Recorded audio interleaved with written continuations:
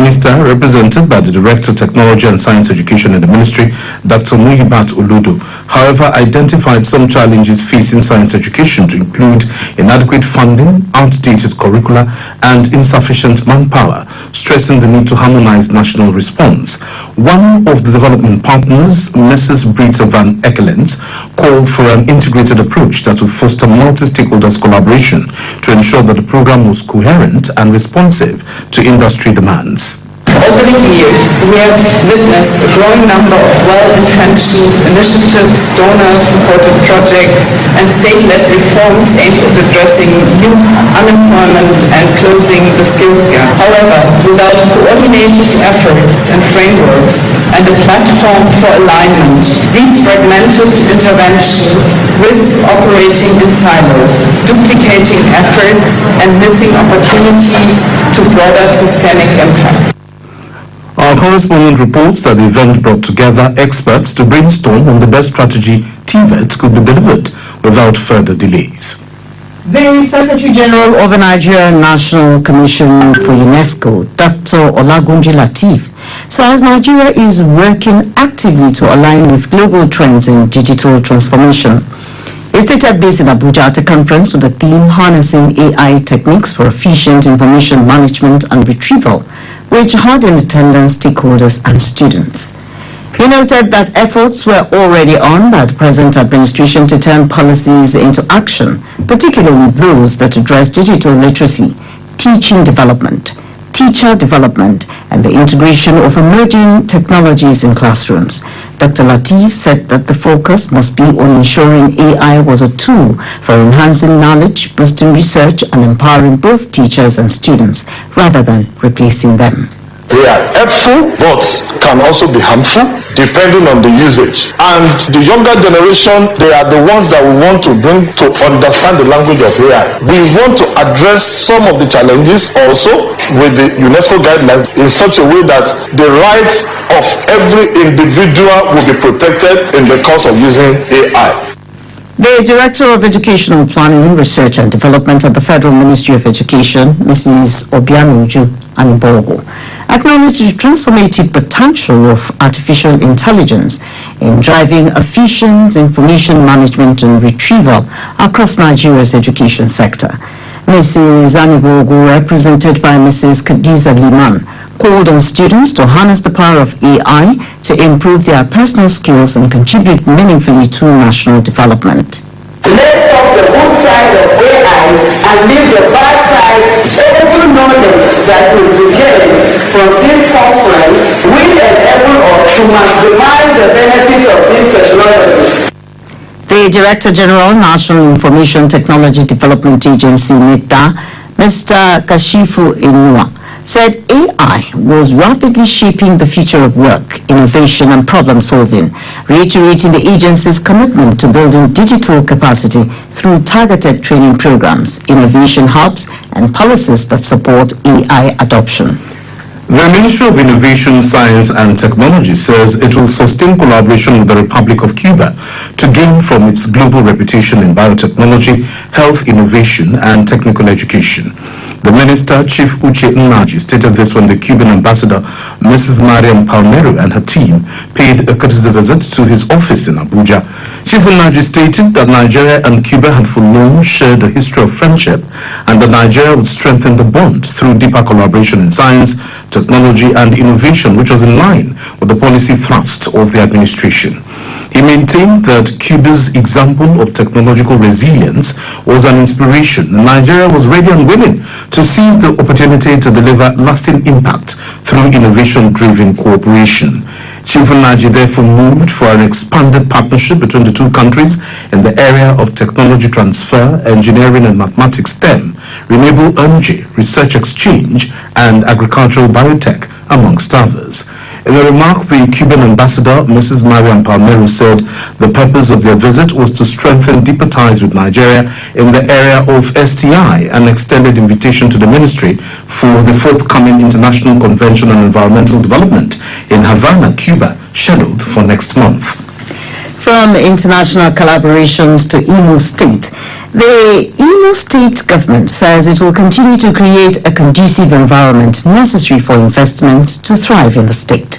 The Commissioner for Land, Survey and Physical Planning, Chief Enaya Onobu, gave the assurance in Owerri while briefing journalists on the alleged forceful acquisition of ancestral land in Ngokpala, local government area of the state. Chief Onobu said, contrary to claims that 30,000 hectares of land was acquired and given to a church, only 1,000 hectares was allocated to Zion Ministry Incorporated to build specialist hospitals, schools and factories, while the remaining 1,000 hectares was still open to any serious investor, including indigenes of the area. They are now transporters. Some have married. Some now have buildings going on. All because of the investment coming through this Zion Incorporated. If you go there, you see that the road is being dualized. There's a proposal to declare Ngopal a satellite town because of that investment. They are doing old people's home. They are having a state development. This is how a community develops. So I will urge my people to be patient with the development program going on in our place. I know in the long run, they will be happy. Meanwhile, youth from Ngokpala local government area of the state have staged a solidarity protest in support of government's action, stating that economic fortunes of the people have been turned around since the commencement of work on the site. Mr. Chike Everest from Mala community and Mr. Analichi Chien Mene from Ikem community said they partook in the sharing of the monies paid as compensation by government after acquiring the land 22 years ago and called on those challenging the acquisition to consider the infrastructural development that was going on in the area. The 6 villages are here in their large numbers. You can see from the placards that they are saying that Zion Ministry should continue what they are doing because we want development. Some of us don't even have light. We don't have good roads. We have nothing. It's as if that government has forgotten us. And this little light we have seen, a good plate, wants to put it in a bushel. We can't accept that. Some indigenes of Ngokpala had repeatedly accused the state government of acquiring their land and transferring the same to a religious group for private use without compensation. From Imo to Benue, the Election Appeals Tribunal sitting in Abuja, that's for Benue, has upheld the election of council chairmen and councillors of all the local government areas of the state under the umbrella of the All Progressives Congress APC. The petitioners were largely aspirants from the APC who claimed that they were rightly nominated but unjustly election. At the trial, split decisions left incumbents winning in 14 and the petitioners winning in 9 out of the 23 local government areas in the state. A development that led to the appeals from both ends. Delivering judgments for Zone A, Justice Michael Uga held that to prove exclusion, the petitioners were duty-bound to prove they were first validly nominated, which they did not substantiate. In Zone B, Justice I. Mohammed held that the provisions of the Benue State Law 2007 put the issue of nomination of candidates out of the jurisdiction of the trial tribunal. He said the issue of nomination of a candidate was within the domestic affairs of a political party and cannot be litigated at the trial tribunal or the appeal tribunal. Delivering judgment for Zone C, the Appeals Tribunal Chairman, Justice Dennis Iguse, said the grievances of the petitioners before the lower tribunal cannot be litigated at the tribunal nor the appeal tribunal. Justice Iguse concluded that the petitions were but a reckless display of academic prowess without a destination. Also, the 3 petitions filed by the People's Democratic Party and an earlier petition filed by the Labour Party were all thrown out. Meanwhile, a senior advocate of Nigeria, Mohammed Ndarani San, who is the lead counsel on behalf of state government representing the State Electoral Commission, BCEC, has described the judgment as infallible and a true reflection of a right position of the law. Mr. Ndarani said the justices were the heroes of the process, having stood firm on the right side of justice. He congratulated the council chairman and the councillors on their deserved victories and advised them to remain people-oriented. Mr. Ndarani also felicitated the government of Benue State and appreciated all lawyers whose industry, commitment and selfless efforts made the process a huge success. It's 28 minutes past 7 and you're listening to the news on the network service of Radio Nigeria. In the headlines this morning, the federal government is to train 20 million youths in digital skills by 2030. ASU has called for action to address rising death rate among lecturers. Still to come, Presidency unveils plan to eliminate cervical cancer in the country, and Alex Ekweme Federal University Teaching Hospital Abakaliki conducts embryo transfer. Remember, sports news, spotlight, all your favorite segments. Cyberscope is not left out. There's newspaper headlines and, of course, weather report. Stay tuned. Radio Nigeria, uplifting the people and uniting the nation. Fuel subsidy is long gone. Compressed natural gas, CNG-powered vehicles are gradually taking over the motoring landscape.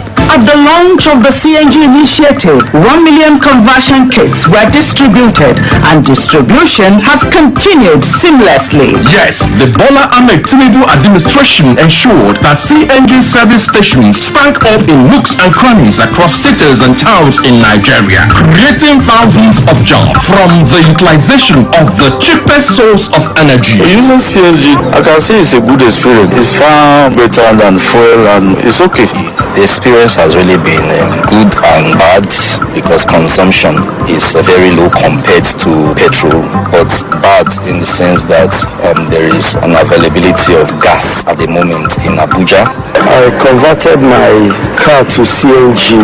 There was no problem. We normally use CNG as much we can. Call it energy transition made easy and achievable in just 2 years.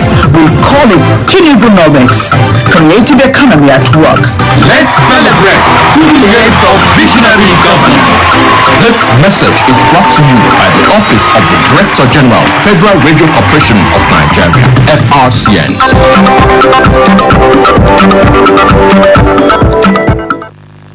Radio Nigeria, uplifting the people and uniting the nation.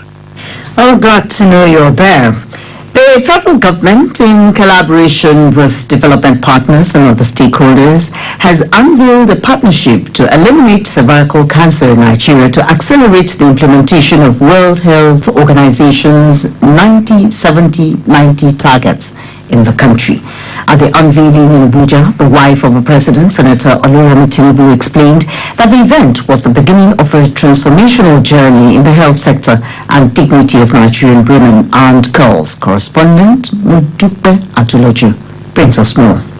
According to available reports, cervical cancer is the fourth most common cancer among women globally. In Nigeria, however, it is the second most common cancer after breast cancer, and it is a silent killer and one that strikes hardest at the most vulnerable women.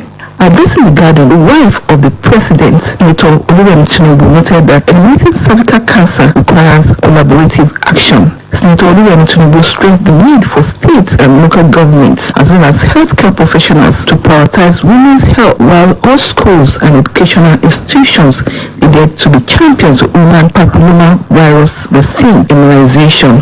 In addition, it behoves religious and traditional leaders to advocate for truth and science. And yes, funding and a lot of resources is needed. That is why through the Renewed Hope Initiative, I am sure we have committed $1 billion to this effort. I call on all our state governments, business leaders, and development partners to join in supporting this laudable initiative. Together we must invest in the future when women dies from a disease that is preventable. The chairman, National Task Force on Cervical Cancer Elimination, Professor Isaac Adewale, said the partnership was to drive sustainable collaborations with women at the center of the strategy to eliminate cervical cancer in Nigeria. We want to vaccinate 10 million girls, 8 million girls every year, and also screen 8 million girls every year. And our job is that over the next 3 years, we need to cover the entire country. In the first phase, this year, we want to cover 13 states including New York City. In the second phase next year, another 12 states.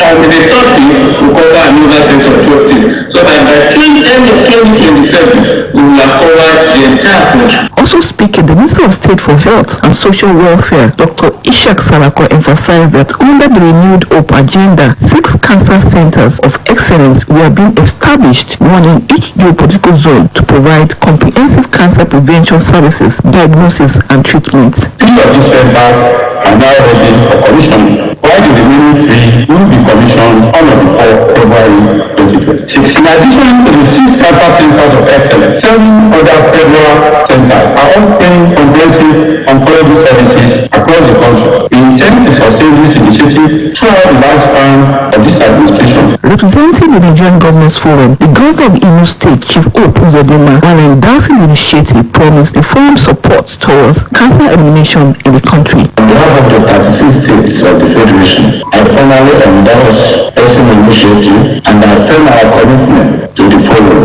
of tracking policy adoption at the state level, ensuring domestic funding allocations for cervical cancer prevention and treatment, strengthening our permanent healthcare system to deliver the services equitably. On his part, the Executive Director, National Primary Healthcare Development Agency, Dr. Moniya, confirmed that 14 million girls between the ages of 9 and 14 have been fully vaccinated with the HPV vaccine. In Abuja, Modupe Adiloju, Radio Nigeria. Staying with health, Alex Ekweme Federal University Teaching Hospital, Abakaliki, has recorded a major breakthrough by becoming the first tertiary health institution in the southeast to conduct in vitro fertilization and embryo transfer that produced a set of triplets who were successfully delivered. The Chief Medical Director of the hospital, Professor Robinson Ono, announced this at the unveiling of the triplets to newsmen at the hospital premises in Abakaliki. Our correspondent, Amici Udu, has the report.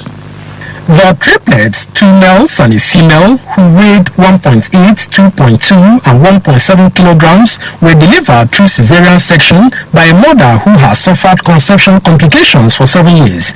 Professor Robinson Ono explained that the breakthrough followed the establishment of an in vitro fertilization and embryo transfer center equipped with spatial EC machine and multi-part incubator, among others. He noted that in the first batch of cases, the hospital recorded 70% success rate with a set of triplets through gestation as well as singleton pregnancies. This pregnancy was carried to 35 weeks and normally is advocated that you do early delivery so that you won't have complications. And to the glory of God, we've interacted with neonatologists who had said that after observation of these babies will be transferred to the mother for breastfeeding because they are fit. The director in vitro fertilization center, AIFUTA, Professor Brown Ejikeme, said there was no side effect in vitro fertilization as the service had been oversubscribed with cases lined up for transfer till December this year. The next batch, which we are going to do this week, is 16 in number, and then the subsequent batches we are expecting. I wanted to do 22.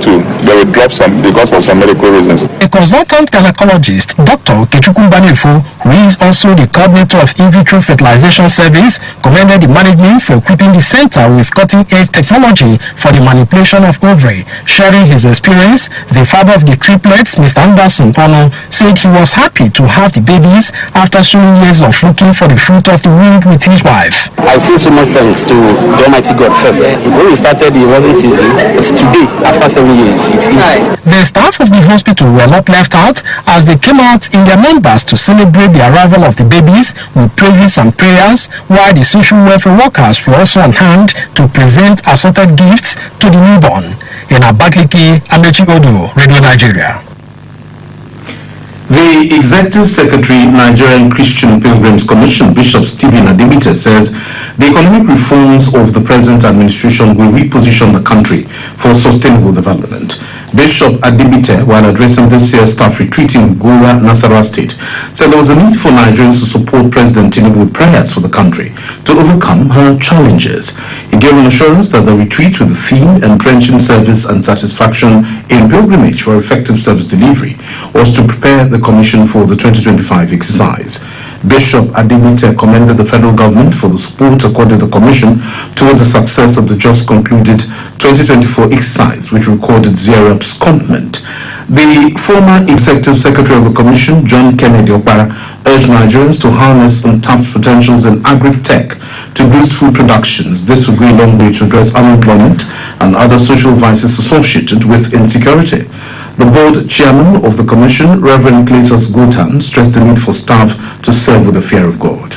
As the Eid al-Kabir celebration draws nearer, ram sellers in Kwara State have expressed worry over low patronage. During Radio Nigeria's market survey in Ilorin metropolis and its environs to assess the level of preparedness, many of the ram sellers expressed disappointment with the situation. Ali Rabiu has details. A ram seller in Kwara State, Dangata Alhaji, said the closure of the neighboring country's border has affected the price of rams in the country. He said transportation and cost of feed also contributed to the increase in the price of the animals. We have not get sale because there is no money. The ram we are selling 100 last year is now 180, 200. Why? That thing is too cost because we are taking the ram 5,000 before. Now we are taking it 10,000 each one. Dangata urged the federal government to open the nation's border to anybody that import the animals at cheaper rates. The ram seller Ibrahim Wasiu said the issue of insecurity in some areas on the border town also affect the price of the animals. He said high interest rate of loans secured by the rams dealers is also making it difficult for them to break even. We appreciate the government give us loan to do our business because we are collecting the sheep to do our business. Wasiu appealed to the federal government to assist them with interest-free loan to save their business. In Ilorin, Ali Rabi, Radio Nigeria. Burial arrangement for Nyoma Zita Akum Okori, also known as Golden Mother, begins with a week tomorrow at her late husband's compound in Urubani, Inekuku in Uri North local government area of Imo State. On Friday, her body will leave Holy Rosary Hospital for lying in state to be followed by a requiem mass at St. Paul's Catholic Church, Uboigwelu, Inekuku, and later interment. Until her death, she was a retired head teacher and an astute woman leader. Aged 94, Nyoma Zita Akum Okori survived by children and grandchildren, among whom is Professor Peter Okori, formerly of Imo State University, and an in-law, Dr. Ikechi Ohale, formerly of Imo State University Teaching Hospital, Olu. Now, sports. FIFA Club Competence and Management Program ends today in Abuja as FIFA Under-17 Women's World Cup draw holds in Morocco. Joy Ezefula is our guide on sports news. World's football governing body FIFA has organized a two-day workshop in Abuja for football clubs, chairmen and chief operating officers from the country's football leagues. The workshop, which is in partnership with the Nigeria Football Federation, aims to enhance football club management. While addressing journalists yesterday in Abuja, El Haji Wak Diop, head of FIFA's West and Central Africa Regional Office, said the seminar will provide insights into good governance, marketing and global best practices to drive team growth and sustainability. It is a process. I said earlier that we've started the pilot phase with 11 countries, has reached a certain level, right? So once you finish with the first session, we'll make assessment, because first of all, we want to give opportunity to other countries that has reached a certain level to benefit from this program. And once we do the assessment, we'll see what next should be done and how and when. General Secretary of the Nigeria Football Federation, NFF, Dr. Mohammed Sanusi, who represented the President Ibrahim Gusau, believes the program will reshape club operations. I expect the participants to pay attention to this event, knowing fully the importance of it. At the end of the program, we hope that they will have a change of attitude and a change of approach to administration of football. And also, in line with that, there could be serious attempts to make sure that teams live on their own, getting proper marketing and sponsorship to take away a lot of burden from government. General Manager of Rangers International Football Club Amobi Ezako, on his part, emphasized the importance of training and retraining for football administrators. Getting knowledge is non-negotiable. We need to continually develop ourselves, to continue to grow, to continue to strategically align our clubs into that path that will make us really compete, and not just amongst European clubs, but look at the North Africans, even South African clubs. So what we do in the boardroom, in our clubs, will be translated on the pitch for all of us.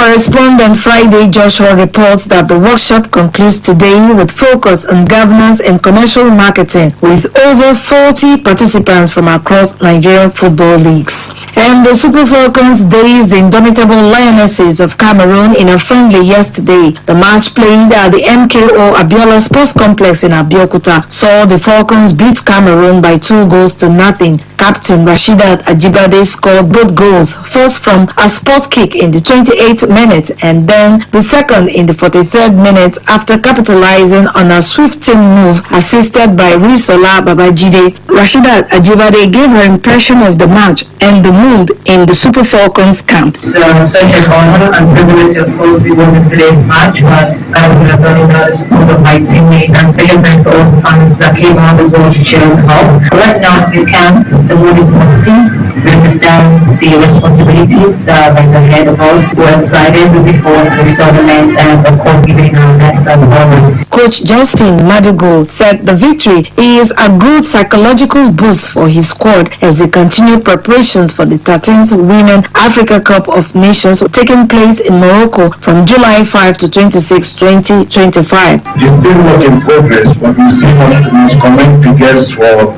the gallant effort to put in. When you all know games between Nigeria and Cameroon, on paper they look friendly, but then we all know there is always the prestige at stake, and everybody tries as much as possible to ensure that you don't disappoint your fellow countrymen. By the result of today's match, we appreciate what the girls have done. Nigeria will be aiming for a 10th triumph in the Women Africa Cup of Nations WAFCON, having won the trophy 9 times since it was launched as a tournament in 1998. And finally, the draw ceremony for this year's FIFA Under-17 Women's World Cup Finals will take place today in Rabat, Morocco. For the very first time, 24 countries will be participating in the tournament, which is in its 9th edition since its launch 17 years ago. In Port 1 is tournament host Morocco with Nigeria, Spain, Japan, champions North Korea and the United States of America. Port 2 has Brazil, Mexico, Colombia, Canada, New Zealand and Ecuador, China and another African representative Cameroon, South Korea, Italy, France and Zambia are in Port 3. In Port 4 houses Paraguay, Costa Rica, the Netherlands, Norway, Cote d'Ivoire and Samoa. I am Joy Eziefola. The spotlight is on the tax reform bills and Akpabio's brinkmanship. It is written by Eseme Eyibo, Special Advisor on Media and Publicity and official spokesperson to the President of the Senate. The President of the 10th Senate, Senator Godswill Akpabio GCON, is known for his mastery of brinkmanship in Nigerian politics. His ability to navigate complex political landscape and negotiate contentious issues has earned him a reputation as a skilled and strategic leader. Akpabio's expertise in brinkmanship has contributed significantly to his success as Senate President. In his 26 years of active politicking and cognate governance, Senate President Akpabio has been able to etch his feet in the sands of history as one of Nigeria's foremost transformative and dynamic leaders. Beginning as a commissioner in the state and later as governor for 8 years, Akpabio demystified the difficulty most governors have in delivering on the derivatives of good governance. He set a standard which none of his successors have been able to match, thereby earning the sobriquet uncommon transformer. Having transitioned to national politics, Akpabio distinguished himself as the Senate minority leader, speaking and protecting the interests of the minority parties and the vulnerable citizenry. As a minister, his achievements at the Niger Delta Ministry are indelible, especially the completion of the 20 years headquarters building of the Niger Delta Development Commission within less than 4 years. It is therefore not an accident that Akpabio, as Senate President, has become an integral part of the successes of President Bola Ahmed Tinubu's administration, being driven by the Renewed Hope agenda. Akpabio has found a partner in President Bola Ahmed Tinubu, a skilled political strategist described by the Financial Times as Nigeria's wiliest politician. President Tinubu has clearly enunciated his reforms in the Renewed Hope agenda. tax reform bills are the fulcrum of the president's reform agenda and when signed into law will escalate the intended goodwill and benefits of the nation's economy. The tax reform bills are therefore part of the foundation of his reform regime, and the president must be given credit for his vision and courage in initiating these bills. It is no longer news that the Senate last Wednesday adopted the harmonized version of the tax reform bills proposed by President Bola Ahmed Tinubu. The legislative efforts mark a significant step in overhauling Nigeria's tax administration and revenue generation framework as part of Tinubu's administration's broader fiscal reform agenda.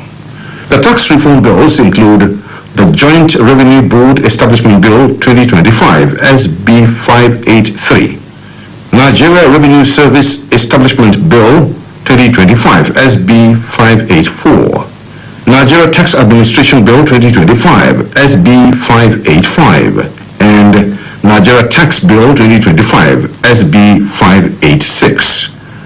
These bills were transmitted to the National Assembly in November 2024. When these bills were introduced, it generated heated debates. Northern lawmakers were vehement in their rejection of the proposal for 60% VAT revenue retention by generating states. The lawmakers were apprehensive that the proposal would further impoverish their region. But after a careful negotiation, the benchmark was reduced to 30%, and the term derivation was replaced with place of consumption. They quietly put the agitation to rest. Again, the bills met a brick wall with the state governors. But today, with Senator Akpabio's tact and ingenuity in handling affairs of the parliament, the bills are ready to be transmitted to the president for assent. Akpabio, however, did not achieve this alone. It is with the studied cooperation of the distinguished colleague senators. The House of Representatives, under the leadership of the Speaker, Tajuddin Abbas, played a complementary role. Most importantly, the state governors stepped down from their initial antagonistic posture to embrace the amendments carried out by the Senate in fine-tuning the bills. It was indeed a teamwork. As the nation awaits the transmission of the 4 tax reform bills to the President for his assent, credit must be given to Senate President Godswill Akpabio for being the hub of legislative support, galvanizing the much-desired reforms and balancing them with the demands of the people as expressed by their elected representatives. That spotlight on the tax reform bills and Akpabio's brinkmanship was written by SMA Eyibo, Special Advisor on Media and Publicity and official spokesperson to the President of the Senate, and read by Yahaya Umar. Now it's Cyberscope, bringing trending stories, making waves today. Benue State is in the spotlight as tensions escalate over deadly attacks by suspected headers and militia groups. Many are hailing the Chief of Army Staff, Lieutenant General Olufemi Oluyode, for relocating to the state capital, Makurdi, with top military officers. Online, Nigerians are mourning with the victims, while many are praising the military's swift presence as a critical step towards restoring peace in the troubled region. Quite a troubled region. Yes, it is, and this is good. I just hope that it will pan out well. Naira Marley is back again, but this time over a single tweet where he simply mentioned his stage name. That one post reignited the still burning controversy over Mohbad's death. While some netizens renewed their call to boycott his music, others stood by him with continued support. Since Mohbad's tragic death, Marley's career has been under intense scrutiny, with unanswered questions and unresolved allegations still fueling online outrage. The word bicycle is trending as the world celebrates World Bicycle Day on June 3. Cycling enthusiasts are sharing photos of scenic rides, health tips, and road safety awareness. Well, you should get a bicycle. I think it's just the reports on our news on the advantage of having a bicycle. So I think I should actually get one. Well, how big would it be to carry me? All right. A clip from the also went viral. We're still talking about the bicycle, showing how Lionel Cox and Russell Mockridge repaired a discarded bike at the 1952 Helsinki Olympics and still went on to win gold. Talk about Wheels of Destiny. Yeah. Okay, in sports, Manchester United captain Bruno Fernandes is trending after reportedly with £1 million offer from Saudi Arabian club Al Hilal. The deal would have nearly tripled his salary, but for now, his midfielder says no thanks. Still, fans wonder, could a future transfer be on the horizon? Yeah. £100 million.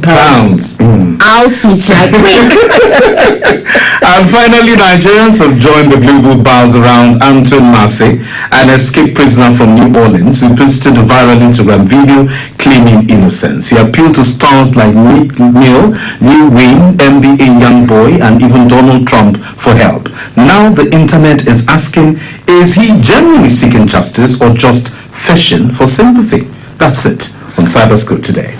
Question to be answered. Keep the conversation going. Connect with us at Radio Nigeria using the hashtag Cyberscope. Today's edition was compiled by Muja Kuchak. Well, now, we'll take the newspapers first, indeed. Well, 2027 APC rules out automatic tickets for Fabio. Other lawmakers. This is a screaming banner headline from Leadership. And several other stories in that paper. Check it out. Well, you have it on Daily Trust as well, but we'll take other stories on the front page of the Daily Trust. Mokwa, bodies of search continues. And then this one that we took on Cyberscope, Army Chief relocates to Benue as 270 killed in 2 months. Arafat warns pilgrims of heat wave, and Tinubu Matawale should be commended for reinvigorated Navy. DME Saka is talking. Details on page 14 of the Daily Trust newspaper. Well, the Punch has this flood alert. NEMA deploys teams in 15 high-risk states. You find this on page 2 of the Punch. Plus several other stories. Yes, the core story from Benue and women's protests is somewhere steep in the page 7. Yeah. Okay. This day, so still talking about the relocation of the Army Chief, so I might as well take Daily Sun. Daily Sun still has the same story as well. That's what trends today. But I think to add to the front page of Daily Sun, Tinubu's 2 years achievements supersede Obasanjo, Buhari, Jonathan, Yar'Adua, others, minister. Details on page 6 of the Daily Sun newspaper. Oh, well, now it's weather report. Morning thunderstorms and rains are expected over parts of Kano, Zamfara, Katsina, Bauchi, Gombe, Adamawa, Kaduna, Kebbi, Sokoto, and Taraba states. In the north central region, thunderstorms with rains are envisaged over parts of Niger, Kwara, Kogi, and Benue states during the morning period. Later in the day, thunderstorms with moderate rains are anticipated over parts of Federal Capital Territory, Nasarawa, Kogi, Niger, Kwara, Benue, and Plateau states. Over the southern region, morning rains are expected over parts of Ogun, Edo, Cross River, Rivers, Bayelsa, Lagos, and Akwa Ibom. To end the news this morning, a recap of our major stories. Federal government is to train 20 million youths in digital skills by 2030. National President, Academic Staff Union of Universities, ASU, Professor Chris Piwuna, has called for action to address rising death rate among lecturers. The presidency has unveiled plans to eliminate cervical cancer in the country. We also told you that the Alex Ekweme Federal University Teaching Hospital, Abakaliki, has recorded a major breakthrough by becoming the first tertiary health institution in the Southeast to conduct in vitro fertilization and embryo transfer that produced a set of triplets who were successfully delivered. Well, that's the news edited by Abubakar Besto and the production team. My colleague has been Fuvara. Many thanks for joining us. And I am Johobi Iana.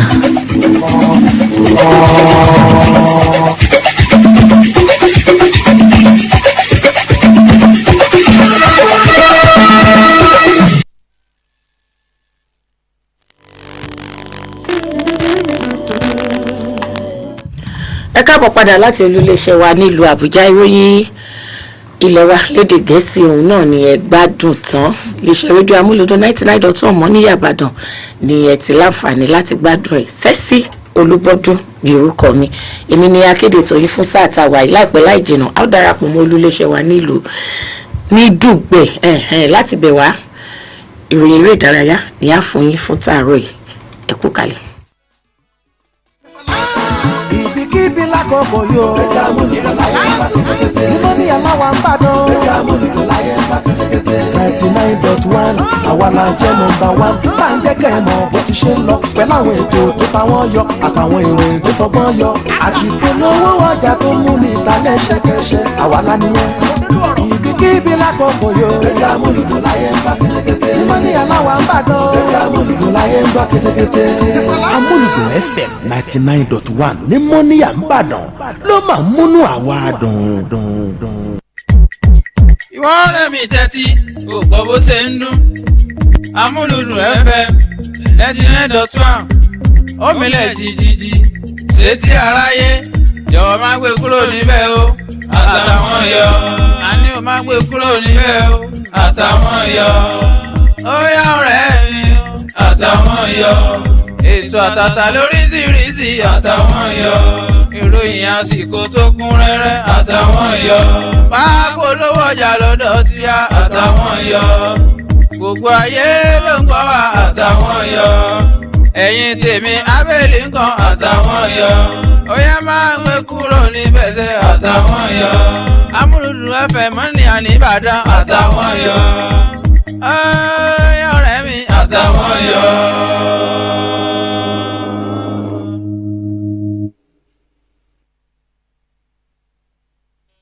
Gbogbo ayé ẹgbọ́n rédíò. Àní gbogbo ayé ẹgbọ́n rédíò. Kò ṣe tètè kí sàn. Gbogbo ayé ẹgbọ́n rédíò. Amúlùdún FM 99.1 ni gbogbo ayé ń gbọ́, ẹ̀yin náà ẹ máa gbọ́.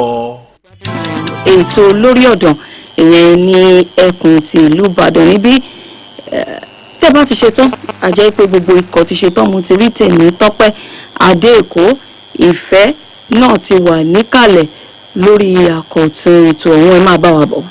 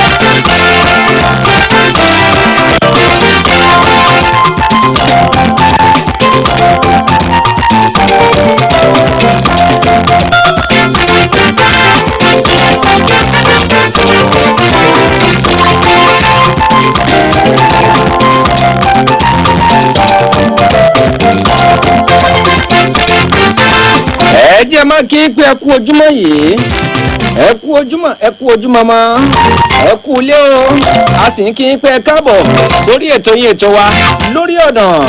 Àwa tún ti dé gbólókò mọ́ roko àwa tún ti dé o ọlọ́dàn ó mọ́ rànà gẹ́gẹ́ bí ìṣe wa lórí ètò yìí bá a ti máa dé tá a máa gbọ̀n lẹ̀ fún yín láì ṣe yére pé bá a gbọ̀n kíní ọ̀hún lẹ̀ gbogbo nǹkan sí dáadáa tá a bá ń sọ nípa ìròyìn eré ìdárayá èyí tó débẹ̀ tó gbàbẹ̀ tó tún kọjá abẹ lọ.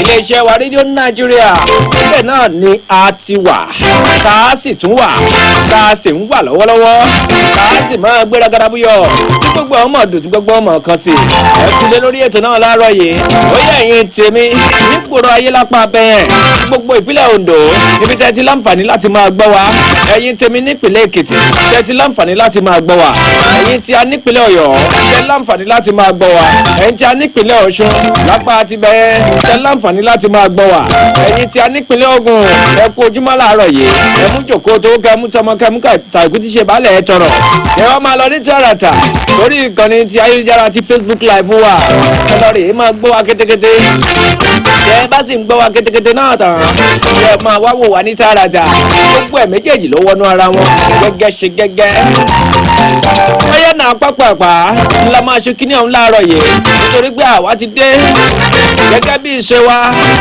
a máa bẹ̀rẹ̀ àwọn ìròyìn náà látẹ̀sẹ̀ kúkú orílẹ̀-èdè Nàìjíríà gbogbo bó ṣe ń lọ sí sẹ̀ǹtẹ̀lé níròyìn eré ìdárayá lọ́lọ́kọ̀ọ́kọ́ èjèèjì gbogbo ẹ̀ la máa bò ń gbọ́ láàárọ̀ yìí tèmi tó pé adé èkó ló kọ́ mi o adé Lagos ló ń kí pé ẹ kú ojúmọ́ yìí ọyẹ jẹ́ kẹ́tọ̀ gbìnàyà nítorí pé mo tètè dé pápápá la máa ṣe kíní ọ̀hún kó lè bá a dùn kí gbọ́gbọ́ lè bá a kàn sí i ẹ jẹ́ a máa bẹ̀rẹ̀ àwọn ìròyìn náà àwọn ọmọ wa lọ́dọ̀ àwọn obìnrin níbẹ̀ náà láti bẹ̀rẹ̀ ìròyìn ọ̀hún láàárọ̀ yìí lọ́lọ́kọ̀ọ́kọ́ èjèèjì nítorí wípé wọ́n ti ṣèwúrí fún wa o sábà ń sọ nípa ikọ̀ ẹgbẹ́ agbábọ́ọ̀lù Super Falcons tó lẹ́dẹ̀ Nàìjíríà ìyẹn àwọn ọ̀wọ́ tóbìnrin wa wọ́n ti gbìyànjú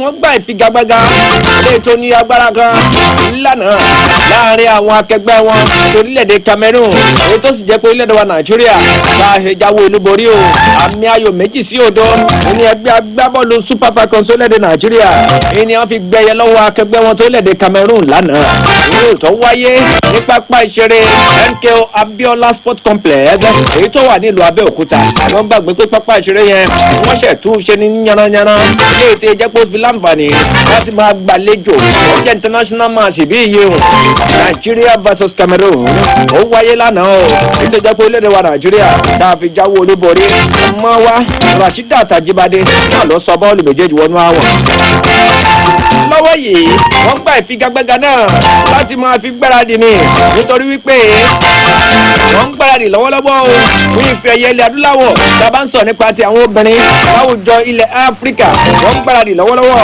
èyí tó jẹ́ pé yóò máa wáyé tó bá ti ń di ọjọ́ karùn-ún sí ọjọ́ kẹrìndínlọ́gbọ̀n nínú oṣù tó ń bọ̀ yẹn ìyẹn oṣù keje nínú ọdún yìí nínú ìfigagbága AFCON ni yóò máa wáyé ti àwọn obìnrin ni mò ń sọ ti àwọn obìnrin AFCON ti àwọn obìnrin yóò máa wáyé o ní on the 5th ní 26th nínú oṣù keje ọdún tá a wà yìí ọgbà ilé yìí inú ikọ̀ ẹgbẹ́ agbábọ́ọ̀lù Super Falcons orílẹ̀-èdè Nàìjíríà ni wọ́n fi ń gbé àwọn ìdíje ọlọ́rẹ̀ẹ́jọ́ ìlọ́lọ́kọ̀ òjọ̀kan àwọn ìfigagbága wọn yóò sì tún máa tẹ̀síwájú nítorí pé lọ́wọ́ tí wọ́n wà yẹn wọ́n ti gbà báyìí wípé gbogbo àwọn ẹgbẹ́ agbábọ́ọ̀lù tí wọ́n kojú lọ́kọ̀ọ̀kan ẹ̀jẹ̀jẹ̀ nítorí pé nípìn òjèpìn ni wọ́n ti pín àwọn ẹgbẹ́ agbábọ́ọ̀lù tí wọ́n mọ kópa nínú ìdíje náà wọ́n sọ nípa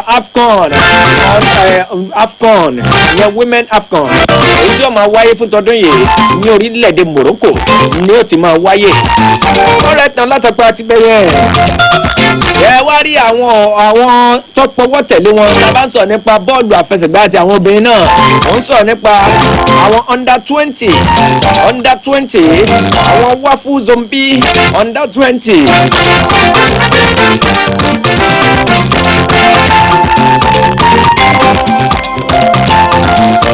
àwọn Wafu Zombi under-20 àwọn náà ti bẹ̀rẹ̀ sí gbìnàyà báyìí wọ́n ti bẹ̀rẹ̀ gbogbo ìgbáradì wọn wọ́n wọ bùbá ìgbáradì wọn lọ wọ́n wọ lọ lánàá lẹ́yìn ọ̀sọ́kà gbogbo ẹ̀ ti rún kẹ̀kẹ́ báyìí ní bùbá ìgbáradì náà níbi tí wọ́n ti máa kojú ara wọn níbi ìdíje ti invitational tournament ètò jẹ́ pé yóò máa wáyé o ní kọ̀pẹ́kọ̀pẹ́ wọ́n ní yóò máa wáyé tó bá ti ń di ọjọ́ kẹẹ̀ẹ́dógún nínú oṣù tá a wà yìí náà ni àwọn ìfigagbága ọ̀hún lọ́jọ́ pé àwọn orílẹ̀-èdè láti agbọn ti West Africa ìyẹn apá gúúsù ilẹ̀ Áfíríkà apá ìwọ̀ oòrùn ilẹ̀ Áfíríkà ọ̀jàre apá ìwọ̀ oòrùn ilẹ̀ Áfíríkà náà lọ́jọ́ pé wọ́n ti máa kojú ara wọn bàbá ń sọ nípa Wafu under-20 yóò máa wáyé lọ́lọ́kọ̀ọ̀kan jẹ̀bi wọ́n ní yóò máa gbìnàyà lórílẹ̀-èdè Ghana bàbá ti ń di ọjọ́ kẹẹ̀ẹ́dógún nínú oṣù tá a wà yìí yóò sì tẹnubodò lọ́gbọ̀n ọjọ́ nínú oṣù tá a wà yìí náà ni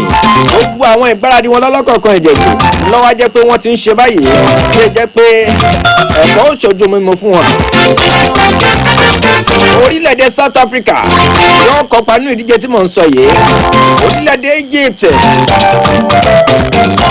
wọn láwọn náà máa kópa nínú ìdíje ọ̀hún o léde jẹ́ pé orílẹ̀-èdè Morocco náà wọ́n máa kópa ìlódé kí ló fà á ìní wípé wọ́n máa pínyàmọ́ rẹ̀ láti mọ àwọn orílẹ̀-èdè tí ó pegedé o tàbá ń sọ nípa ilẹ̀ Áfíríkà níbi ìdíje tí fẹ́ yí àgbáyé eré tí ó máa wáyé nínú ọdún yìí náà ni under 20 orílẹ̀-èdè Chile nìyẹn máa ti wáyé látọ̀pá ti fẹ́ mú kó ń bẹ pápápá ẹ wá rí àwọn ọmọ wa náà lóbìnrin àwọn under 17 wa àwọn Flamingo àwọn náà lónìí ni tí ò ní dọ̀là ó jẹ́ pé wọ́n máa mú àwọn akẹgbẹ́ wọn tí wọ́n mọ̀ kojú bàbá ń sọ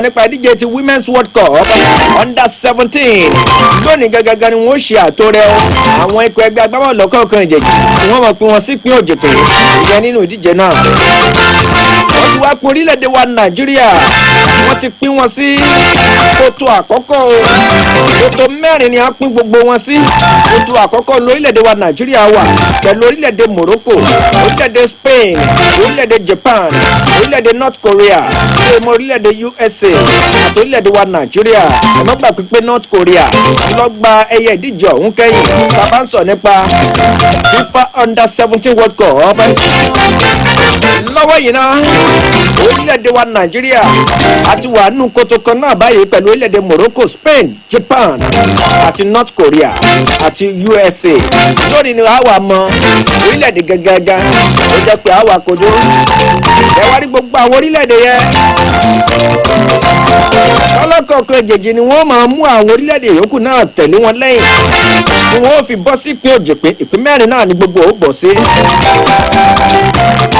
ẹgbẹ́ agbábọ́ọ̀lù orílẹ̀-èdè Brazil náà àwọn náà wà ní kótó kejì Mexico náà wà ní kótó kejì Colombia wà ní kótó kejì Canada New Zealand àti Ecuador China náà wọ́n wà ní ìkótó kẹta bàbá sọ nípa port by port ilé ìtẹ̀yẹ pé wọ́n pín wọn sí Cameroon South Korea Italy France àti Zambia àwọn yẹn ni wọ́n wà ní kótó kẹta orílẹ̀-èdè méje ló wà ní kótó kẹta yẹn ẹ wá rí kótó kejì orílẹ̀-èdè mẹ́fà kótó kẹrin ẹ̀wẹ̀ orílẹ̀-èdè Paraguay orílẹ̀-èdè Costa Rica Netherlands Norway Cote d'Ivoire àti orílẹ̀-èdè Samoa àwọn orílẹ̀-èdè mẹ́fà tí wọ́n wà ní kótó kẹrin nu wọ́n wá pín wọn sí mẹ́rin mẹ́rin ètò túmọ̀ sí pé gbogbo wọn pátápátá ló jẹ́ pé wọ́n kópa o ní ìdíje tá à ń sọ yìí ẹ má gbàgbé wípé ìpín mẹ́fà ọ̀tọ̀ọ̀tọ̀ ní gbogbo àwọn padà já sí o ìpín mẹ́fà ọ̀tọ̀ọ̀tọ̀ ní gbogbo ó padà já sí nítorí pé mẹ́rin mẹ́rin ni wọ́n mú wọn bàbá sì wo gbogbo àwọn orílẹ̀-èdè tí wọ́n kópa orílẹ̀-èdè mẹ́rìnlélógún ni wọ́n kópa nínú ìdíje tá à ń sọ yìí à ń sọ nípa under 17 Women's World Cup eléyìí tí ó máa gbìnàyà nínú ọdún tá a wà yìí náà ni bákan náà àwọn under 20 wa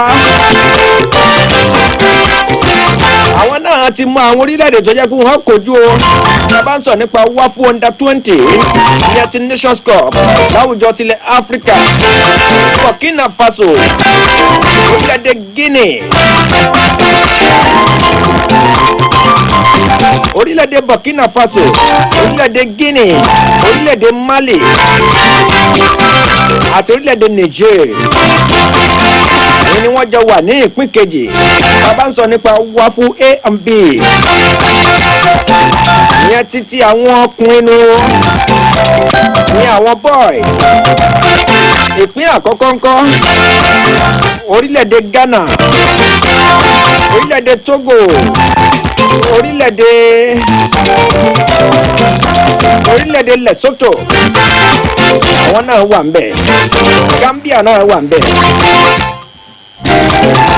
bákan náà Senegal Sierra Leone Cote d'Ivoire gbogbo wọn yẹn pátápátá ni wọ́n jọ wà ní ìpín kan náà. bàbá ń sọ̀rọ̀ nípa ìpín òjìpín tí wọ́n pín gbogbo àwọn orílẹ̀-èdè tó jẹ́ pé wọ́n máa kópa nínú ìdíje ti WAFU Under 20 Nations Cup. Alright, na látàpá ti bẹ̀ yẹn ó gbàgbé pé WAFU Under 20 Nations Cup yẹn ó máa gbìnà ya tó bá ti ń di ọjọ́ kẹẹ̀ẹ́dógún nínú oṣù tá a wà yìí yóò sì máa tẹnubodò lọ́gbọ̀n ọjọ́ nínú oṣù tá a wà yìí náà ni orílẹ̀-èdè Ghana ló máa ti wáyé o. látàpá ti bẹ̀ yẹn mo kú òun bẹ̀ pápápá ẹ jẹ́ ká máa lọ sílẹ̀ òkè lọ́wọ́ kan náà. ìfẹ́ olúwa dérí gbígbé àwa méjèèjì láàjọ tó kíní ọ̀hún láàárọ̀ yìí. Ológundádé lọ líìfù o ẹ̀yin tẹ́ bá na nọ́mbà rẹ̀ máa pè ẹni kó má pẹ́ padà wá látòrí ewé o. bàbá Ológundádé Yusuf Ọlánrewájú ọwọ́ rẹ̀ ló ti gbà á. ọwọ́ Yusuf Ọlánrewájú june 12 antagoni ọwọ́ rẹ̀ lòlógundádé ti gbà yé líìfù tó Ológundádé lọ. ìfẹ́ olúwa dérí gbígbé àjọ wà lórí ètò láàárọ̀ yìí ni àjọṣe kínní ọ̀hún yóò dùn gbọ́ngbọ́n kan sí dáadáa. àwọn ìfigagbága lọ́lọ́kan òjọ̀kan ọwọ́ ayé náà lánàá o nílẹ̀ Yúróòpù lọ́hùn pàápàá jùlọ ní ti àwọn obìnrin torí pé ọ̀rọ̀ àwọn obìnrin yẹn ọkọ̀ jàǹtìrẹ rẹ lórí ètò yìí láàárọ̀ yìí. ẹja mẹ́nubà ṣe tètè àwọn ìfigagbága tó wáyé ìfọ̀ ẹgbẹ́ agbábọ́ọ̀lù orílẹ̀-èdè Bosnia wọ́n ta omi pẹ̀lú orílẹ̀-èdè North Ireland. bákan náà ní orílẹ̀-èdè Poland àti orílẹ̀-èdè Romania. orílẹ̀-èdè Poland fàgbà hàn orílẹ̀-èdè Romania pẹ̀lú àmì ayò 3-0. orílẹ̀-èdè Slovakia àti orílẹ̀-èdè Faroe Island wọ́n kojú ara wọn. Slovakia fi àjẹ́ wọn pẹ̀lú àmì ayò 2-1. Moldova àti Gibraltar wọ́n kojú ara wọn náà. Moldova fi àjẹ́ wọn pẹ̀lú àmì ayò 4-0. Germany àti Austria àwọn náà kojú ara wọn. orílẹ̀-èdè Germany wọ́n jẹ́wọ́ fún wọn wípé ẹ mọ̀ pé German machine làwa ni 6-0 ni wọ́n fi àjẹ́ wọn.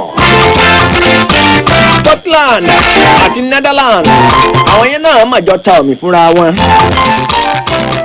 gbogbo àwọn ìfigagbága yẹn bó ṣe wáyé lọ́lọ́kọ̀ọ̀kan ìjèjì nìyẹn nínú àwọn ìfigagbága tó wáyé bàbá ń sọ nípa UEFA Women's Nations League eléyìí tó wáyé nílẹ̀ Yúróòpù lọ́hùn.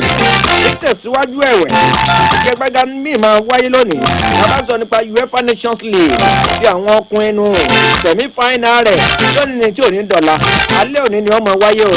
Germany àti Portugal ni wọ́n jọ máa kojú ara wọn. Alright, náà látọpẹ́ abẹ yẹn ìfẹ́ olúwa dérí gbígbé àjọ wà lórí ètò láàárọ̀ yìí ni èyí ẹjẹ́ máa da kíní ọ̀hún bolẹ̀ kó lè bá àyè máa yíra wọn dáadáa. ìfẹ́ pò ní nǹkan láàárọ̀ yìí. ẹ káàárọ̀ ògbólé ẹ káàárọ̀ àtọkàn mo gbàdúrà pé ọjọ́ òní yóò san wá sówó yóò san wá sáré yóò san wá sí àìkú tí ṣe baálé. àmì ẹ̀ pọ̀. àwọn ojú ọjà lọ́lọ́kan òjọ̀kan wọ́n ṣe àjọ tí ó ń rí sọ̀rọ̀ bọ́ọ̀lù àfẹsẹ̀gbá ní ilẹ̀ Europe wọ́n ṣí ojú ọjà lẹ̀ ní wọ́n ṣílẹ̀ fún ọjọ́ 10 báyìí ó ti bẹ̀rẹ̀ báyìí wọ́n ṣílẹ̀ fọjọ́ 10 pé tó bá ti ń di on the 10 wọ́n tún ti padà tó bá tún wáyà wọ́n tún padà ṣí i ṣùgbọ́n lọ́wọ́ iná ojú ọjà ti ṣílẹ̀ àwọn ẹgbẹ́ agbábọ́ọ̀lù wọ́n sì ń gbìyànjú pé tọ̀ àwọn mọ̀ ra agbábọ́ọ̀lù kan sí èkejì tó jẹ́ pé yóò tún jẹ́ kí ẹgbẹ́ agbábọ́ọ̀lù wọn kó tún lókun sí i. lọ ní báyìí jẹ́ ká bẹ̀rẹ̀ láti inú ẹgbẹ́ agbábọ́ọ̀lù Manchester United lórí ọ̀rọ̀ agbábọ́ọ̀lù wọn tó ń gba owó àárín fún ẹgbẹ́ agbábọ́ọ̀lù Manchester United Bruno Fernandes. wọ́n ní àwọn ẹgbẹ́ agbábọ́ọ̀lù láti orílẹ̀-èdè Saudi wọ́n gbówó ńlá tùlùtùlù kalẹ̀ owó tó tó bíi tàbá ní aṣírí rẹ̀ yóò tó bíi £100 million tí wọ́n ní wọ́n gbélé pé tọ̀ àní ààbò owó ìlú ọ̀sẹ̀ lọ́ba ní tọ̀ ẹ̀bá àti ẹ̀gbẹ́ ìtọ́jú yìí wá èmi ò lọ ó ṣọ̀wọ́n díẹ̀ ká rí agbábọ́ọ̀lù kó takú pé òun ò fowó ó kọ lòun fẹ́ ọ̀pọ̀lọpọ̀ àwọn agbábọ́ọ̀lù lápá ilẹ̀ Áfíríkà ní àyìn tàbí ká sọ pé àwọn agbọn ti Amẹ́ríkà lọ́run àbí South America wọ́n máa ń sábà fẹ́ràn pé tọ̀ káwọn ó lọ sídìí owó bí àwọn Brazil nǹkan wọ́n sáré sá lọ́bẹ̀ ni wọ́n lọ gbàṣẹ́ yẹn Bruno Fernandes ọlọ́run ò gbàṣẹ́ yẹn jábẹ́ láti bẹ̀rẹ̀ fẹ́. tó ní ìmọ̀ràn tèmi o lóòótọ́ àti lódodo ó jẹ́ ohun ìwúrí fún agbábọ́ọ̀lù láti sọ pé òun ò wá owó pé orúkọ lòun fẹ́ torí orúkọ rere wọn ló jà ju wúrà àti fàdákà lọ. ẹ̀sẹ̀ tó wà ní lórúkọ ní Saudi tí ń lọ ni Ronaldo náà ṣì ń gbé ọkọ ẹ̀ orúkọ Ronaldo ṣì wà bẹ́ẹ̀. iṣẹ́ tí Ronaldo ti ṣe lẹ̀ ló ń fún ní nǹkan tó ń rí ní Saudi. Bruno Fernandes ò tí ì ṣìlàjì iṣẹ́ tí ṣe Cristiano Ronaldo ṣe. tó ṣe. ẹgbẹ́ agbábọ́ọ̀lù tó ṣe kànrin mélòó ni Bruno Fernandes ti gbá bọ́ọ̀lù tá a mọ̀ mọ́. ẹ wo Cristiano Ronaldo ó gbá Madrid ó gbá Man U ó gbá Juve ó gbá Porto. ó tún padà wá Man U. ó tún padà wá Man U èdè ó tún wá tó lọ sí Al-Nassr tó wà gan-an láti kún òde lọ kó mọ́ go. góòlù mélòó ni Bruno Fernandes ní season. trophy mélòó ló ti gbà orúkọ mélòó ló individual trophy mélòó ló ti gbà ló ti dá gbà fúnra lára. bóyá yẹn náà ló ń ṣe ní ìsìn pé òun ò tí ì gbà tó trophy tó bẹ́ẹ̀ o pé kóun kú dúró síbi tóun ó ti rí trophy gbà táyé ó sì ti gbóhùn. gbà tó yẹ kó utilize opportunity yẹn tí Cristiano Ronaldo wà ń bẹ̀ tó yẹ kán jọ ṣiṣẹ́ papọ̀ sí bí ọ̀tẹ̀ náà ló náà ó wà lára àwọn ọlọ́tẹ̀ ńgbà náà. ó fi hàn gbangba ìgbà tán tún gbá Euro ńgbà yẹn Euro 2020 ńgbà yẹn ẹ̀rù nǹkan tó ń fojú Cristiano Ronaldo rí nínú Euro ńgbà yẹn ní Portugal. ó fi hàn gbangba kóòpù rẹ̀ fẹ́ kan wá owó kò sí nǹkan kan fún mọ́ ní Manchester United. kò sí nǹkan kan fún àwọn fans Manchester United gan sọ pé kí Bruno máa lọ. wọ́n sọ pé ó pè àwọn kí Casemiro kó dúró ju kí Bruno dúró lọ. Bruno wà lára àwọn tó ń da ẹgbẹ́ agbábọ́ọ̀lù Man U ó wà lára àwọn tó ń dàrú lọ́wọ́lọ́wọ́ báyìí. lọ́nà wo ló fi ṣe pé bóyá òun pẹ̀lú àwọn players yòókù wọ́n jọ mọ́ ṣọ̀tẹ̀ ni àbí báwo. ẹ mọ̀ pé téèyàn bá jẹ́ adarí tán bá pèèyàn ní adarí o nílò láti fara da ẹ̀gbin púpọ̀. ìwọ ni captain team ìwọ ni tó bá gbá ṣọ́ọ̀tì lóòótọ́ àti lódodo ó máa ń save àwọn géèmù kọ̀ọ̀kan tó bá save géèmù ní ìsìn àgbà pé yes it is your duty as a central midfielder ni ẹ normal so but àwọn yòókù rẹ tó jẹ́ ọmọlẹ́yìn ẹ̀ tán bá ti wá ṣe mistake yóò mọ̀ sọ ẹ lọ́wọ́ bọ́ọ̀ máa yù dáadáa Bruno àmọ́ yóò mọ̀ sọ ní yóò kù sí òfin ọmọ ayé. ṣé àwọn ní sọ̀rọ̀ sí ni àbí referee ló ń sọ̀rọ̀ sí. àwọn ló máa ń sọ̀rọ̀ sí o wọ́n sọ Anthony tweet ẹ̀ rí ó tó di pé ó bíríkì tweet yẹn dá dress room wọn tí ó bá ṣe pé Ọlọ́run fún Amorim náà ní ọgbọ́n díẹ̀ tíìmù máa ń yóò dressing room ò bá ti túká tipẹ́tipẹ́ lórí pé Bruno Fernandes ò ní leader quality so leader quality yẹn gẹ́gẹ́ ló fail láti ní. pé tọ́balẹ́wà lòun ó dùn sí Man U ní ìsìn ńbọ̀láyé rẹ̀ fẹ́ wà ṣé ntọ́ngbà náà ni kó sì máa gbà àbí kí wọ́n máa bẹ́ǹṣì ẹ̀ tó dẹ̀wà kú báyìí tó ní ẹnìkan ò tí ì lè sọ pàtó ohun tí Amorim tó fẹ́ ṣe ní squad yẹn gẹ́gẹ́. ó kù sọ́wọ́ olùkọ́ wọ́n wòye àwọn options tó wà nílẹ̀ àwọn bóyá àǹfààní tó sì wà nílẹ̀ fún Amorim láti to àwọn players ẹ̀ lọ́wọ́ wájú yẹn wọ́n wo Bruno Fernandes wọ́n wo Rashford ó sì wà ó sì jẹ́ Man U náà Sancho náà bó tilẹ̀ jẹ́ pé wọ́n ní Sancho ń lọ ní ìsìn pé tọ́ba fi di bí wá òpin oṣù yìí contract ẹ̀ yóò parí wọ́n sì ní Chelsea wọn ò fẹ́ ná kọ́mọ lọ ṣùgbọ́n wọ́n sì ń wò pé Sancho náà wà ń bẹ̀ tábàkà Holland àkà Amadi àmọ̀ká Chidiobi àmọ̀ká kíjúlókọ rẹ̀ Kobe Maino nǹkan kan báwọn wọ́n wá ní gbogbo àwọn yìí tí àbá wa ní pé Amorim ó to tíìmù sí ọwọ́ iwájú àwọn ni kò yọ àwọn ni kò mú dúró. iye òkú sọ̀rọ̀ olùkọ́ni èmi ló sọ pé àwọn kan báyìí ni kò torí ohun ló mọ personal ability wọn àwọn náà jọ ń ṣe ìfigagbága ẹ mọ̀ pé ọ̀rọ̀ bọ́ọ̀lù ó dàbí ọ̀rọ̀ iṣẹ́ wa iná yìí o lè ti ṣe rìhásà nínú kulu yàrá rẹ kó o dórí afẹ́fẹ́ báyìí kí gbogbo ẹ̀ kó di páfẹ́. kọ́dà o. bẹ́ẹ̀ náà lọ́rọ̀ agbábọ́ọ̀lù ó lè ṣe dáadáa ní tírénì kó gba gbogbo ẹ̀ kó mọ gbogbo ẹjọ́ dé ọjọ́ tó fẹ́ gbá bọ́ọ̀ báyìí yóò kàn pa náà. ok ẹ wo géèmù Chelsea àti conference final tán gbá. gbogbo alamọ̀ yìí pé Isco àti arákùnrin tí ń gbáwájú wọn yìí. ṣe é gbàṣẹ. Anthony gbogbo àmọ́ etí tí Anthony ń pa ẹ wò báwọn yẹn ṣe parọ́ pa Anthony ti dá nírìbẹ̀ ti so ó ti dá nírìbẹ̀ gbà tó kúrò máa ń yù ẹ wá wo nǹkan tó gbá ní final. a rí i pé ó ṣe pé wọ́n ṣe dáadáa ní training náà wọ́n ṣe dáadáa ní training ní coach ẹ sọ pé ẹ wo coach wọn náà a well known coach wọn so training nǹkan téèyàn bá ń gbá training ò befit nǹkan tí èèyàn máa ṣe so coach ló mọ nǹkan tí ló máa bí ti gbogbo wọn so ló máa select pa àwọn báyìí ní kó dúró àwọn báyìí ó kú ti sọ pé Anthony lọ. all right now ẹ jẹ́ àwò báyìí wọ́n ní omi sàn ó ń gbọ́wọ́ wájú fún ikọ̀ ẹgbẹ́ agbábọ́ọ̀lù Tottenham tó sì tún jẹ́ balógun wọn wọ́n ní gbogbo àpẹẹrẹ ti fi hàn báyìí wípé ó dàbí wípé kinní wọn mọ̀ sí ilé òpétọ̀ èyí tóun náà ṣe ní Tottenham ó tó gẹ́ só ti tó fún omi sàn yẹn kọ́ mọ́ lọ. kò tí tó bí ọkùnrin ò tó bí ọkùnrin ò tó bá sì lè gbafẹ́ tó bá sì lè ní sùúrù ètí tọ́tí àmì ti di tọ́tí ẹ̀ ti pa ẹ̀gún pé wọ́n gbafẹ́ rẹ̀ ó gbìyànjú ó gbìyànjú kákú iṣẹ́ kákú kú iṣẹ́. ara tí à ń sọ lẹ́ẹ̀kan lórí ọ̀rọ̀ Bruno Fernandes irú omi sàn yẹn ní ìsìn báyìí ó dàbí pé àwọn Saudi náà tún ti ń fẹjú mọ́ pé kó máa bọ̀ ó sì dàbí pé gbogbo ohun tí àwọn ò ń lẹ̀ pé ó ṣeé ṣe kó lọ sí Saudi. tí omi sàn bá lọ sí Saudi kò tí ì burú jù. kò burú jù. kò burú jù kí omi sàn lọ. ṣé gbogbo tí ọba gbá ní tọ́tí àmì ṣó ti wá tán ni. gbogbo tí irú ìmísàn tí ò bá padà lọ Saudi o wọ́n kàn lè fi build tíìmù Tottenham yìí kí wọ́n kó àwọn ọmọ léńjeléńje kan kó sọ̀ráǹdẹ̀ so ó máa tútọ̀ wọn pé this is the right thing to do eléyìí lẹ gbọ́dọ̀ ṣe eléyìí ni ẹ gbọ́dọ̀ ṣe nítorí tí ìmísàn náà agbábọ́ọ̀lù náà ni agbábọ́ọ̀lù tó gáyàtà ni so irú ìmísàn yẹn tán bá kó àwọn ọmọ léńjeléńje tí wípé ok ìwọ láti build tíìmù yìí nǹkan tó bá ti ń gbá ìwọ ni wàá máa ṣe ìwọ ni wàá jẹ́ playmaker game you understand so ìmísàn tí ò bá padà lọ Saudi nǹkan tí yóò padà wúlò fún lẹ́yìn ẹ̀yìn ọ̀rẹ́ yìí náà nìyẹn. ẹ̀jẹ̀ àwòrán Eriksen Christian Eriksen nínú ikọ̀ ẹgbẹ́ agbábọ́ọ̀lù Manchester United ó ti sọ̀rọ̀ bóde báyìí ó ní ó tó gé alùbàtà ẹ̀rí dàrin wípé èyí tí òun ṣe nínú ikọ̀ ẹgbẹ́ agbábọ́ọ̀lù gbogbo ní England ó tó gẹ́ òun fẹ́ kúrò ní England. wọ́n fẹ́ lọ sí ìlú mi. ẹ̀tọ́ wọ́n fẹ́ lọ ìlú mi. pẹ̀lú bátìrì tí ń bẹ́nu wọn. tọ̀ àwa náà la sọ bíbí pé dé ọmọkùnrin ò tó tó bá jẹ́ pé bátìrì wọn sì lè fún wọn ní okun àtagbára láti tẹ̀síwájú sí.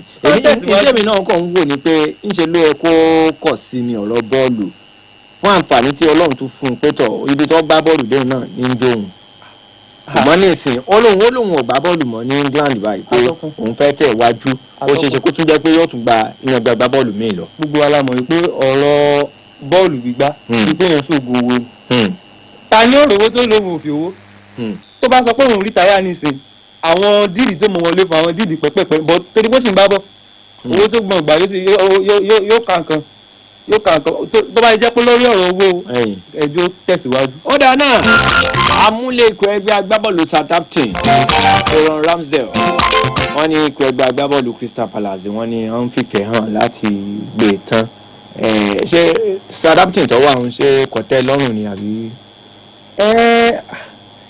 ìrọ̀ kan náà la classify Southampton àti Crystal Palace náà mọ́ wọn jura wọn lọ bọ́ tábà sọ wípé ká wo performance wọn ní season á rí i pé Crystal Palace sì gbé pẹ́ẹ́lí díẹ̀ ju Southampton lọ Crystal Palace gbafẹ́ ní season yìí.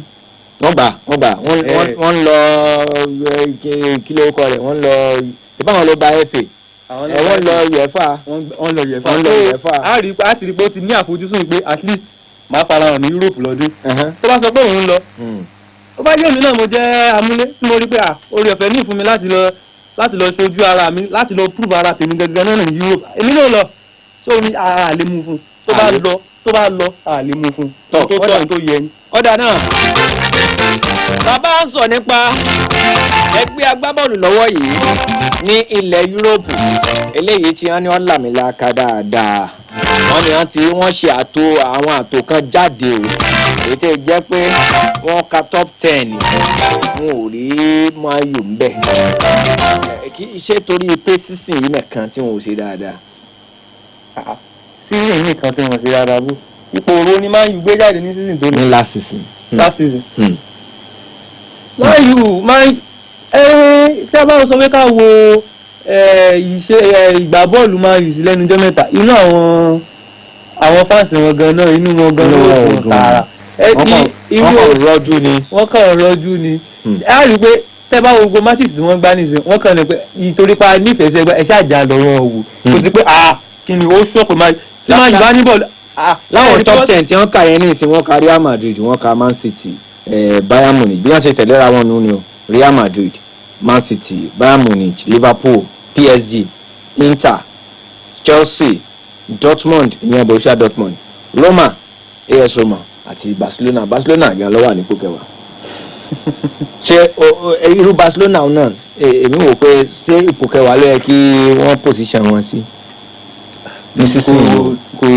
kò tọ́ kò yẹ kí Barcelona wà nípò kẹwàá ní season yìí o lórí Barcelona ló gba wọ́n gba feli àwọn náà gba líìgì wọn Spain. bẹ́ẹ̀ ni wọ́n wá tó Man City sí ipò kejì wọ́n wá tó Barca sí ipò kẹwàá. èmi lérò wípé bóyá Champions League bọ́n ṣe gba Champions League sí ni wọ́n fi tó tó wá rí i pé Man City ló gba ó sì gba of recent Real Madrid ló gba of recent Chelsea náà sì gba of recent so tọ́ba PSG náà sì ṣẹ̀ṣẹ̀ gbá ni so tọ́ba wọ́n fi Champions League ìṣọwọ́ tán ṣe sí ní Champions League olóyún ni wọ́n fi tó.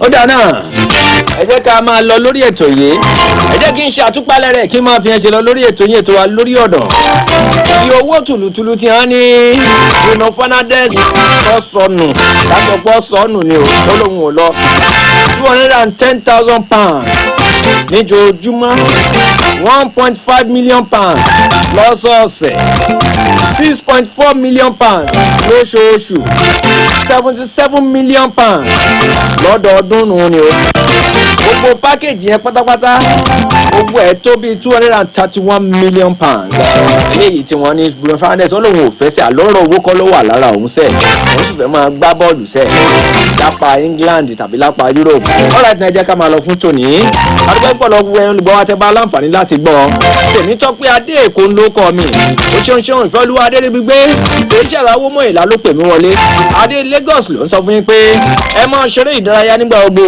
torí pé ó dáa fún ìlera ara yín ire o.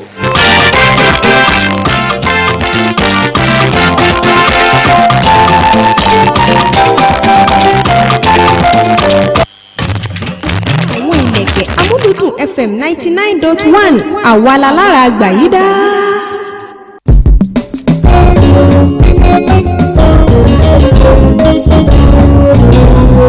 rédíò Amuludun yìí mà la fẹ́ máa gbọ́ o ètò tó dára tọmọdé àtàgbà ń gbọ́ o.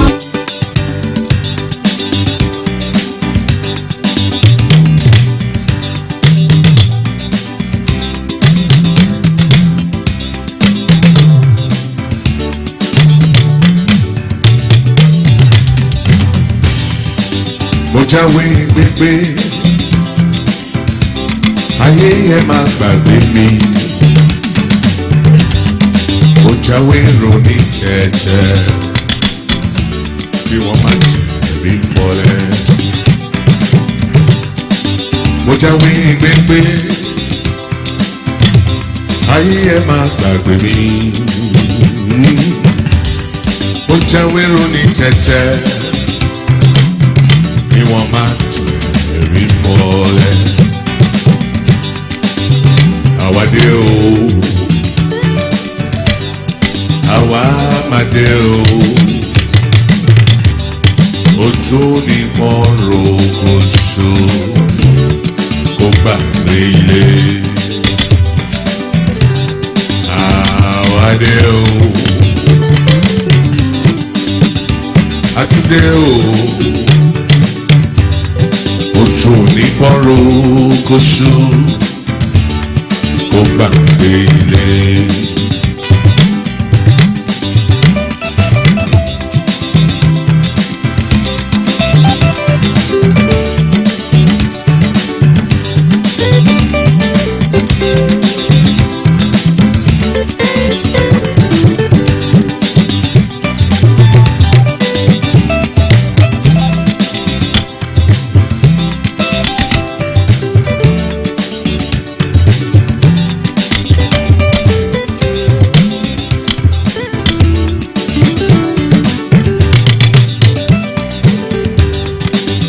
Jẹ́ ká rorí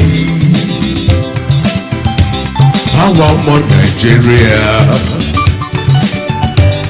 Nàìjíríà yìí lè gòkè àgbà bí a bá lè ṣẹ́ra ẹni.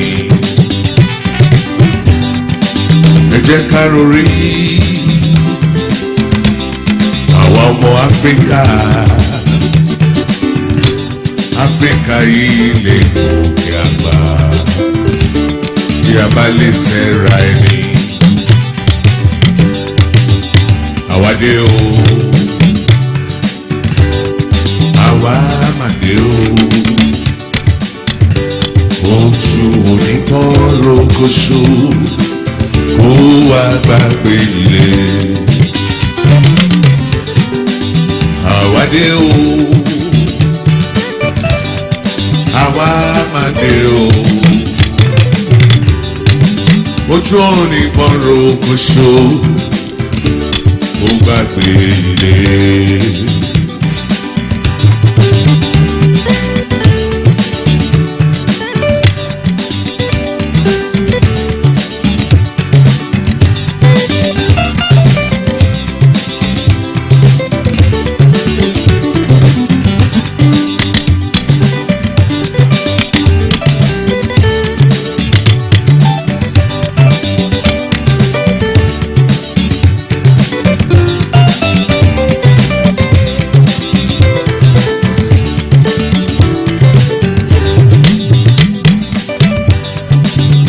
Ọpẹ́ yẹ wá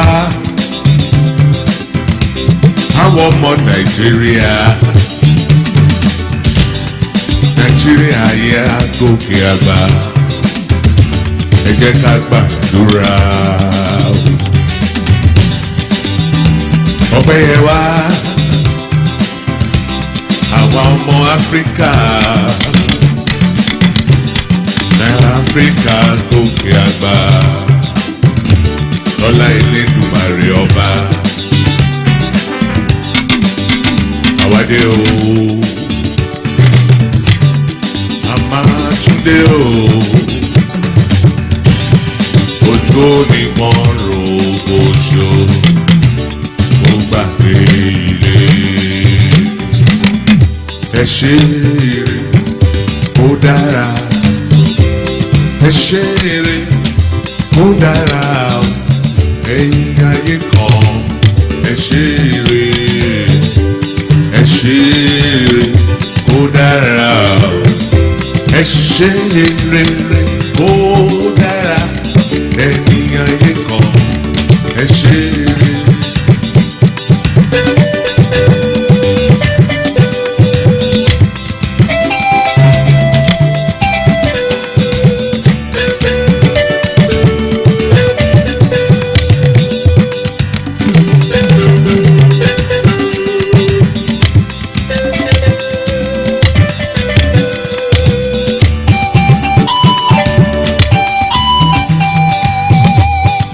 Ààrẹ ìlú kò ṣeré, gómìnà ìlú kò ṣeré o, alága ìbílẹ̀ ẹ ṣeré mòwe, ẹ ṣeré ó dára, ẹ ṣeré ó dára o, ẹ̀yin táyé kan ẹ ṣeré.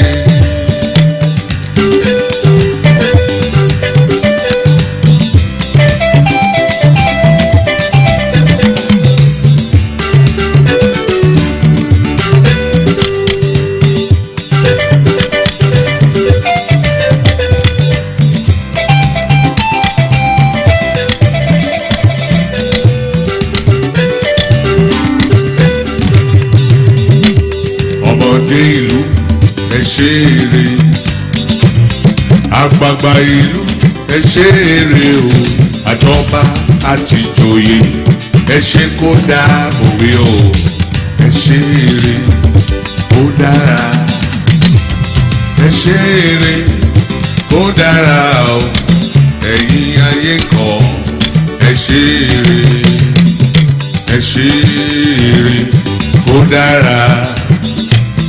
Ẹ ṣeré kó dára o, ẹ̀yin táyé kan ẹ ṣeré.